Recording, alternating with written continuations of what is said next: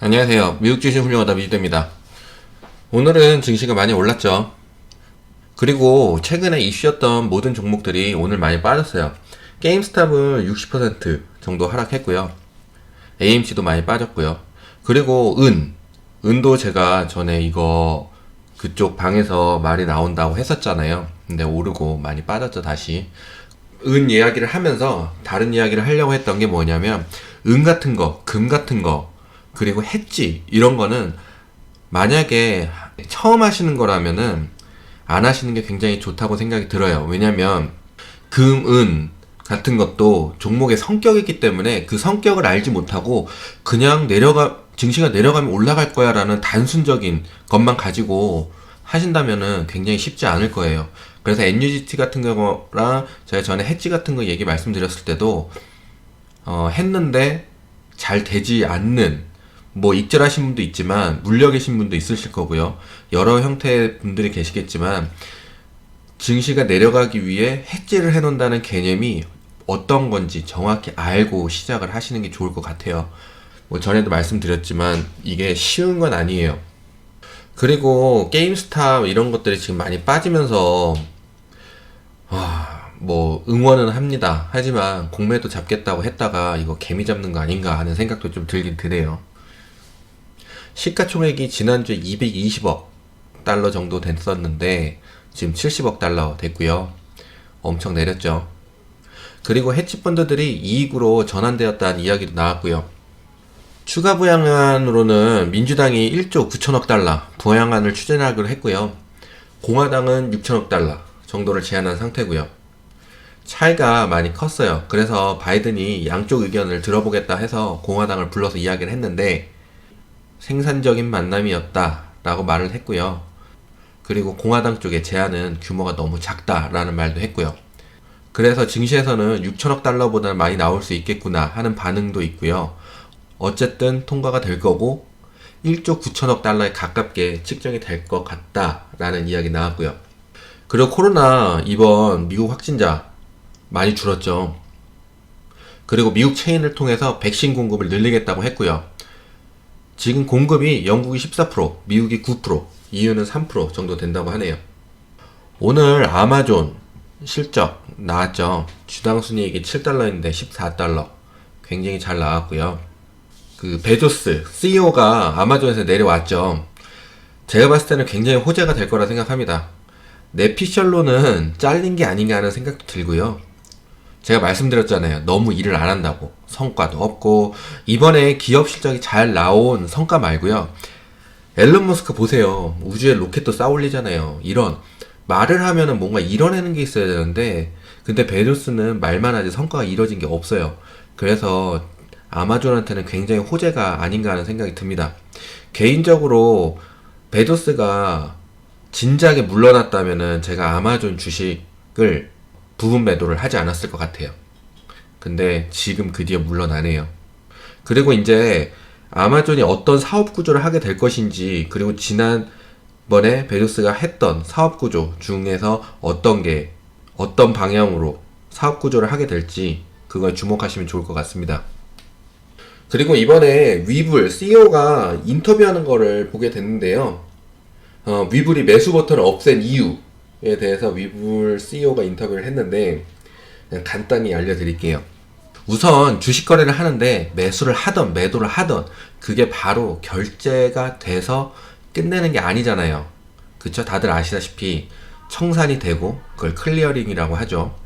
그리고 정산이 돼야 하고요. 이걸 세틀먼트라고 하고요. 그래서 약 1000불이 계좌에 있으면 1000불을 주식을 사고 팔잖아요.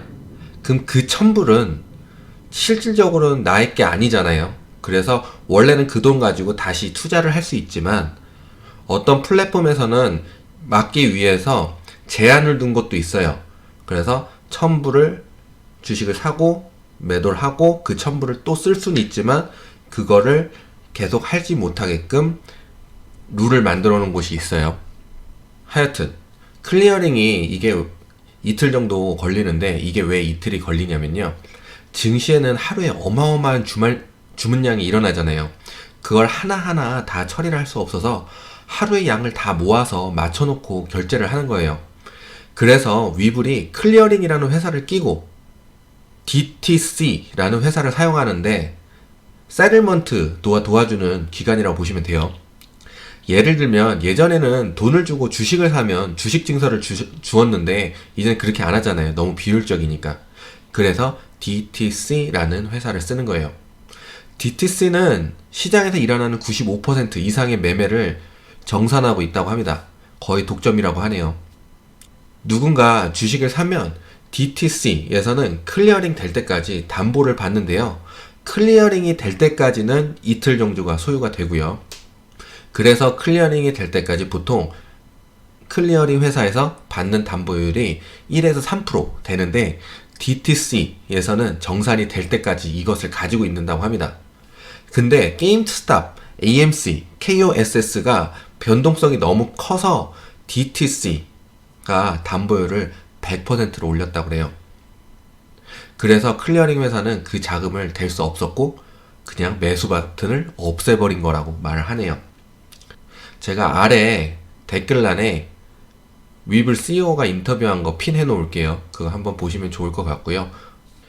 그리고 로빈후드 CEO가 인터뷰하는 걸 봤는데 그것도 참 CEO가 말을 잘 못해요. 그죠? 자, 그러면은 다른 궁금한 사항 있으면은 댓글에 남겨주시고요. 그리고 2부로 넘어가겠습니다.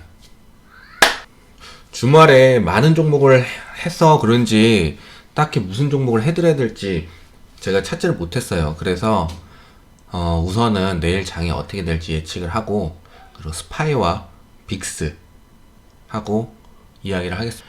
우선 이거는 S&P 500 인덱스 퓨처인데요. 어제 월요일날 증시가 올라오면서 제가 고점, 전날 고점을 뚫면은 아마 더 좋을 것 같다라고 생각을 해서 말씀을 드렸는데 이런 부분이죠. 여기 고점, 금요일 고점, 월요일 고점, 그래서 쌍고점이 될 뻔했는데 다행히 이 선에서 장을 시작하고 약간 내리는 덕 하면서 올라가면서 이 고점을 깼죠. 그러면서 발산 시작 하면서 지금 시작도 아주 좋게 돼 있습니다. 그래서 이 밑으로 내려오지 않으면 될 것 같고요. 한 3820이 뭐 밑에까지 조금 내려야 되니까요. 약 3820 밑으로만 내려오지 않고 여기서 횡보하고 조금 올려주면 좋을 것 같아요. 그러면은 증시는 아마 다시 고점을 하지 않을까. 그리고 이거 주봉으로 봐도 아주 좋고요. 근데 주봉으로 봤을 때는 이 고점 탈환해야 될 것 같아요. 3835 위로 올라가주면 다음 주 월요일 이제 주봉이니까 이 위로 해서든 아니면 이번 주 안에 이 고점을 좀 탈환해주면은 그래도 위로 올라갈 확률이 굉장히 높을 것 같습니다. 스파이입니다. 스파이 같은 경우 지금 382불 70, 80전에서 주가가 형성 중인데요. 그 밑으로 내려와도 되는데 조금만 380불 부근 밑으로 내려오지 않았으면 좋겠고요. 근데 우선은 내려오더라도 마지노선은 약 377불, 76불 부근까지만 내려와도 되는데 그 밑으로 내려가지만 않으면은 그래도 횡보하고 올라갈 수 있는 찬스가 있을 것 같습니다. 그럼 이 부분 주시하시면 좋을 것 같고요. 지금 빅스는 굉장히 많이 내려왔어요. 20불대에서 계속 20불, 21불대에서 계속 맴돌았는데 그래서 발산할 뻔하다가 다시 지금 내려오고 있습니다. 그래서 이 부분도 한 20불대로 내려오면 좋을 것 같고요. 그러면은 증시는 그래도 안정적일 거라고 생각이 듭니다. 자, 오늘은 여기까지고요. 다들 부자 되시고 감사합니다. 안녕.